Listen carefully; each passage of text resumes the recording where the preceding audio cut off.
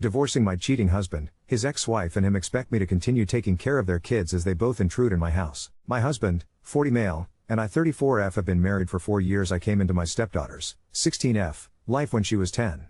Both her and my stepson, now 12M, were somewhat neglected and had behavior issues when I met them. My husband and his ex aren't bad parents, but he travels a lot for work and she is a bit flighty and self-indulgent. My SD and I hit it off real well and I love both my stepkids. We all co-parented well, with me taking on a more active role in their school and other stuff. Both husband and his ex-wife were satisfied with me doing the grunt work for kids. They both travel a lot and I became the sole parent who was fully engaged. I own a 3-bedroom house I had inherited from my parents, and husband and kids moved in to live with me. Kids love their rooms in our home and their lives in our town. The custody arrangement they have on paper is 50-50, but their mom doesn't have as much space as I do, so the kids are here almost full time. A few months ago, I came back from an overnight school field trip with my stepson to a very distraught SD. She found her parents together in my bedroom and was upset about the cheating. I was devastated to hear this from her. After some sleuthing, I found out that their affair had been going on for months and possibly a whole year. I've been trying to get pregnant for the past 2 years and we were having very frequent sex, and realizing that my husband was sleeping with us back to back was especially nauseating for me. I have filed for divorce and asked him to leave. He doesn't want this marriage to end and seems somehow convinced that I'll change my mind. But he agreed to a separation and has moved out to an apartment. My SD was mad at both her parents and wants to continue living with me. Neither of them are taking any steps to move out the kids, who are still living in their rooms and living our lives as if this family hasn't imploded. I'd have been happy with having the kids with me, but my problem is that both my husband and kids' mom feel at liberty to come into my house whenever they feel like it because their kids are here. She feels no guilt about the cheating and acts as if I am the interloper. She treats me like I am their nanny, expecting me to continue taking care of things for kids and leaving me with instructions and criticisms. Meanwhile, my ex frequently drops by under the guise of seeing the kids but keeps trying to cajole me into letting him move back. I love my SD and I don't want to do anything to hurt her further, but I can't take living like this. The amount of hurt and anger I feel towards my husband and his ex-wife is too much, and it's painful to have to keep dealing with them. The absolute cheek of them to treat me like this is making my head explode. But I don't know what to do about the kids. Everyone in my life is expecting me to suck it up and do what's best for the kids. I love them, but this is becoming unbearable. Update 1.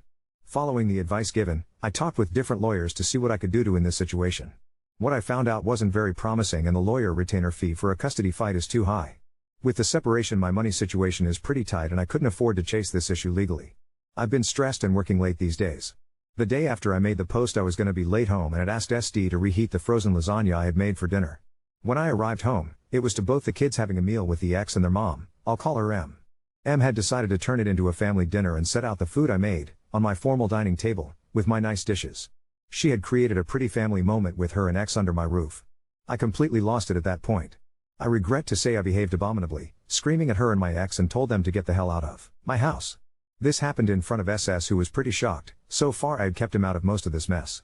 After my breakdown, I needed some time away, so I drove out to spend the weekend with my cousin. SD wanted to come with me and we left SS with his dad. SD was so sweet to me and very understanding of why I was upset. She hadn't invited her parents, her mom had shown up and then she invited X for dinner.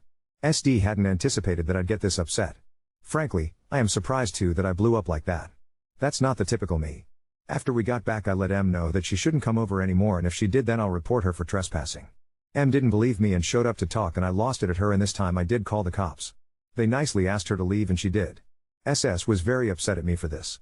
M showed up again the next day acting all sweet and telling me that I am being unreasonable. Unfortunately, I became pretty unhinged at this and swore and yelled at her. SS shoved me and screamed at me to shut up. I fell on my butt and was shocked into silence. M was pretty surprised too and left immediately, whereas SS ran and locked himself in his room. He called his dad to come get him, but he was out of town and M ignored his calls. SS is a very loving kid, so his reaction was very heartbreaking. I understand where he is coming from though. M is his mother after all. M is also a very pretty person who comes across as very sweet and delicate. She's the type of woman people jump to help. It is natural that SS would feel protective of her. I hadn't expected that he'd turn on me though. The rest of the week was bad, with SS angry at me and refusing to talk to me.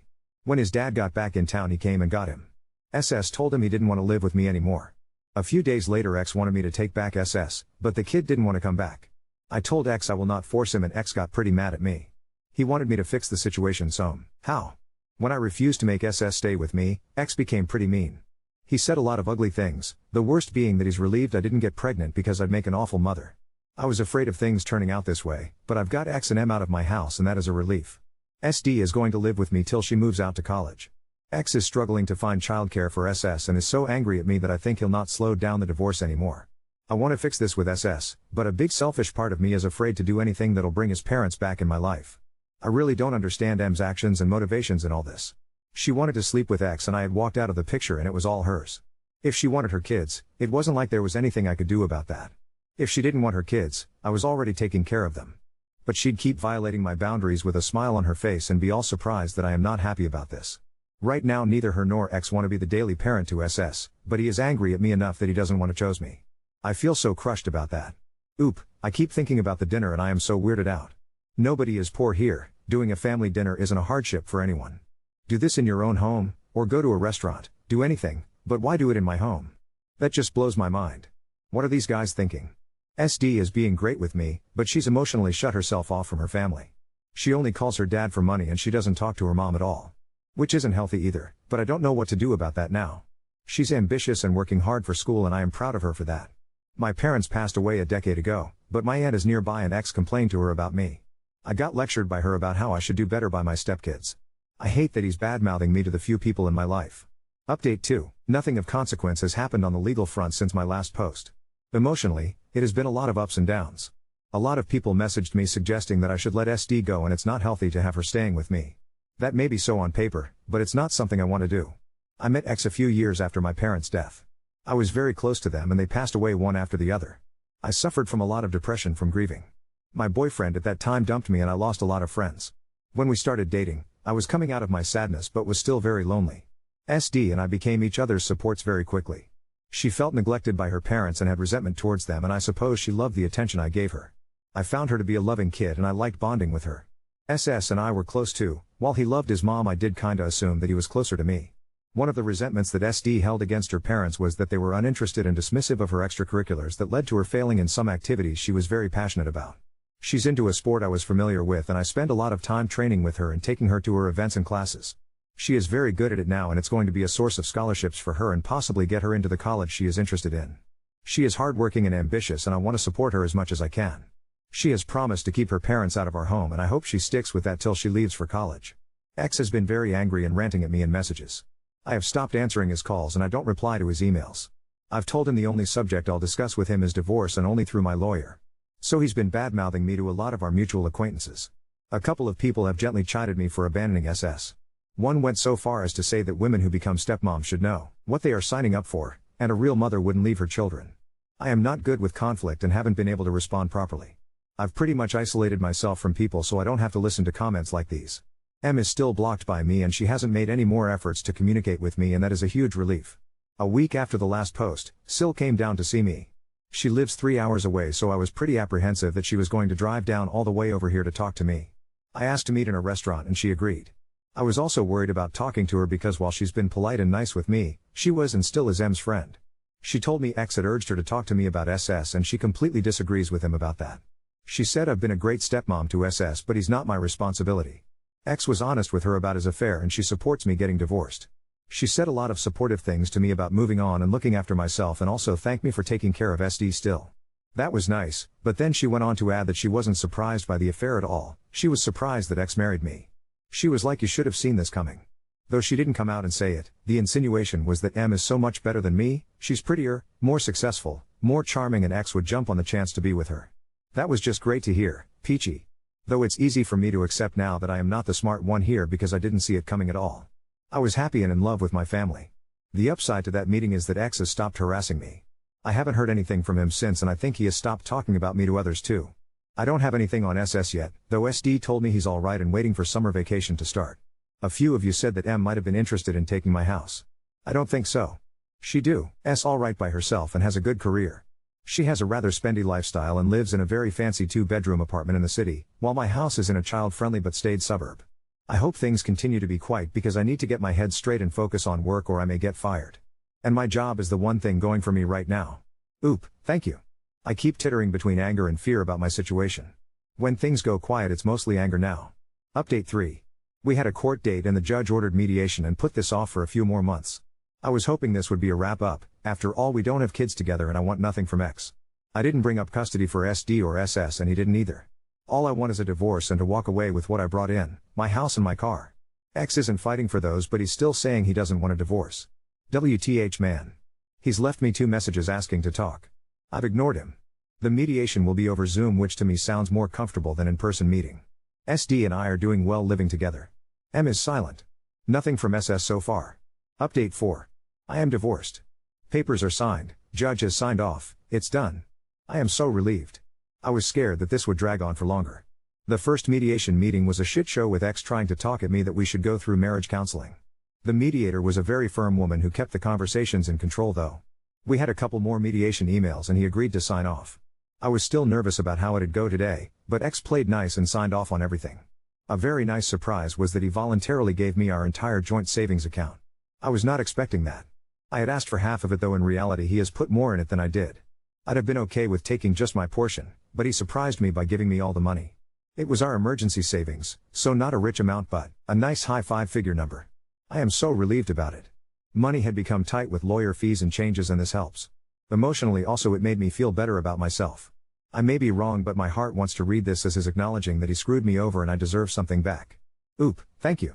I am both relieved and scared of being lonely. The period of my life where I was alone after losing my parents was very depressing and I don't want to fall back into that. Oop, thank you, this is my plan too. I've joined an adult league for the sport SD and I play. I've signed up for group cycling. I might try some volunteering. Update 5. I can write things down here that I can't talk about in real life.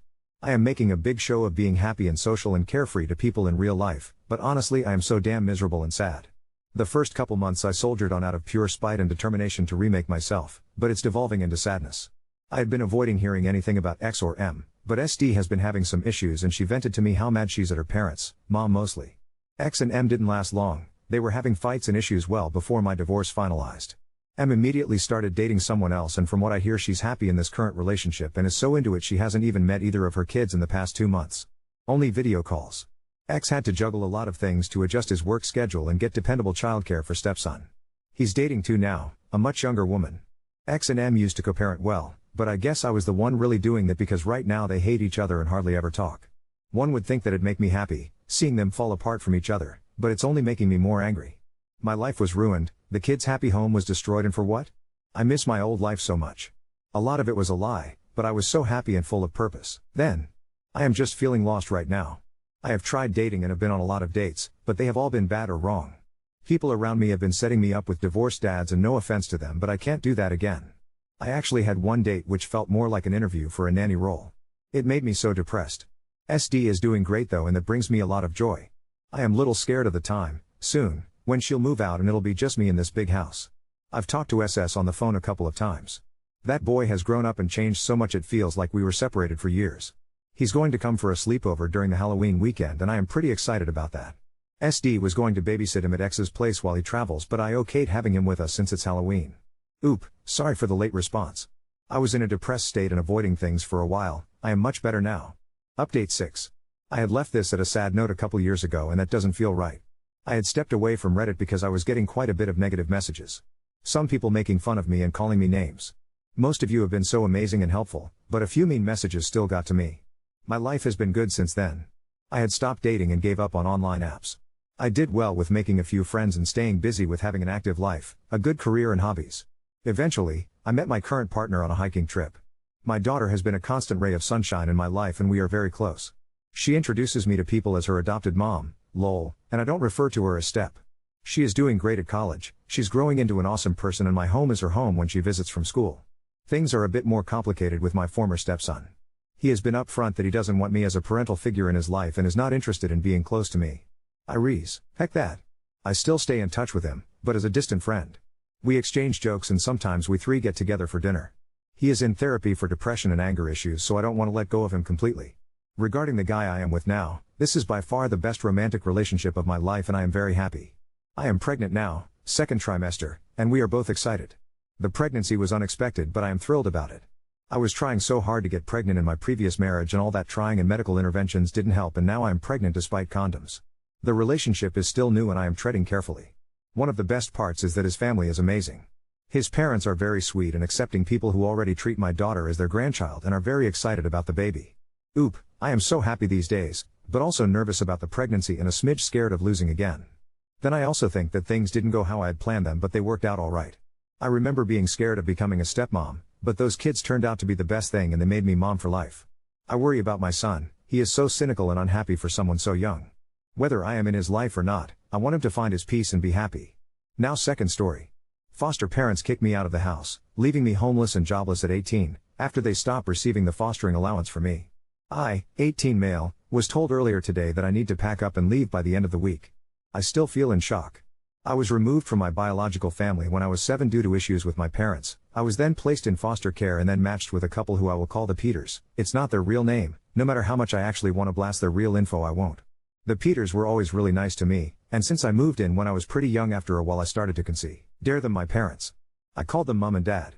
Treated them as my parents, treated their biological son as my brother. I wasn't their only foster child, they also have a 9-year-old boy who has lived with us for a little over a year. I was never adopted by them, I know why, because they live off the fostering allowance. Something that never really bothered me, they told me that it didn't matter and that legality didn't make us a family. Which I believed. I went on their agency website earlier today and I found out that they are getting paid at least £2,400 for me per month. Or at least they were. Since I turned 18 they stopped getting the allowance. However, they applied for a staying put arrangement for me, which meant they would continue getting paid something as they continue to support me and let me live with them. It wasn't as much, I think it was like £1,000 per month. They told me they had it approved until I was 21, so I thought I'd be able to stay at least until I finished uni. They sat me down today and told me I had to leave. They told me that fostering is a business and that they couldn't afford to keep me on just the stay put arrangement allowance. They told me I had until the end of the week. 4 days. How generous of them. They said they need my room because they want to get a new foster placement. They literally told me it's not personal. Like that makes me feel any fucking better. They said they would still consider me like a son, not their son anymore. Like a son, and that they want to keep in touch. What a joke. They choose to kick me out. An 18-year-old with no job. No income. No nothing. About to start university. Yet their bio son who is 25 gets to stay? So yeah. I guess fuck me, right? I'm just the one no one ever wanted. I guess I wasn't ever truly part of their family. Update 1. I only slept 2 hours last night, that's also I'm probably a little delirious today as well. Firstly, I have contacted my personal advisor, he'll having an emergency meeting with me at 1:30, so I'll have more details about what's going to happen to me then. He'll hopefully be able to sort out emergency accommodation for me. Secondly, to those of you saying the Peters can't legally just give me 4 days notice to leave, I will definitely be mentioning this to my PA and get his advice on it. I don't want to stay here any longer than I need to because since they told me it's like I don't exist. They just look right through me. But I'm not going to move out until I have safe accommodation for me, I will outright refuse. I am not going to be made homeless. Thirdly, those of you saying contact my uni, I have an offer from them but it's only conditional if I get my predicted A levels. Hopefully I will, but since I'm not technically a student yet, I don't know if they will actually provide any support yet. Finally, I am also going to ensure that the staying put allowance stops. I will tell my PA today that it should surely be stopped if I'm not living with them. Luckily I have some money saved, some people here have said I should be entitled to a bursary when I start uni, and I'll have my maintenance student loan to help me. I've already started looking for a job. Update 2. Basically I had a big long meeting with my PA and he was very sympathetic and felt upset that the Peters are treating me this way. We had one meeting and then I went to get food while he spoke to the Peters directly and then I came back to meet him again to let me know everything that has happened. He's putting me on the list for social housing. I am hopeful that it will not be long until I am able to get my own house. I recorded the meeting because I'm so sleep deprived and also I have really bad memory processing for long things like that because of my dyslexia/autism or something, I'm not sure. I can listen to it again tomorrow after I've slept, but from what I gather they will help me with paying for rent costs. I will also get some money to help pay for furniture and things like that. When he spoke to the Peters I don't know if he said they had to keep me housed for a while or asked them to, I'm not sure. But they've agreed to keep housing me until the end of August. So at least I don't have to worry about everything happening in 3 days' times. He did tell me that if I feel uncomfortable I can be moved into a youth hostel place while they wait for a property to be available for me. But I said if I can I would rather stay with the Peters until I'm ready to move. Even if it makes me feel a little uncomfortable. He told me they will continue getting paid the staying put allowance until the day I officially move out, and then it will be stopped. On a completely separate note, my best friend and I had a huge argument earlier. He said that I'm being ungrateful and honestly what he said really hurt me. We had a huge argument. I just thought out of everyone he would get me and understand what I was going through. Maybe not. Maybe I'm being unreasonable, I am really tired so maybe my emotions are just not being controlled well at the moment. I am going to talk to him tomorrow after I've slept and I'm hoping this argument will just blow over because I need him at the moment. I don't feel like I have anyone else. Update 3. I want to put everything behind me. Claire rang me crying. Saying she had no idea I felt like this. How? How could she not know? She said she was sorry and begged me to come back. God. How do I ruin everything? She was telling me all these things about how she regrets the past few days so much and wishes she could take it all back. I said this is not fair. She cannot throw me out and then call me crying. I said it's manipulative. She just kept saying sorry. She said she loves me and wants me to come home. Jesus. This is just a lie, right? She must have known. Am I the bad person here? I feel so confused I don't know what to do. I just hung up and then she started texting me and I blocked her, but now I feel like I'm the bad person here. I'm so tired of this. Of all of this. I want nothing to do with any of them.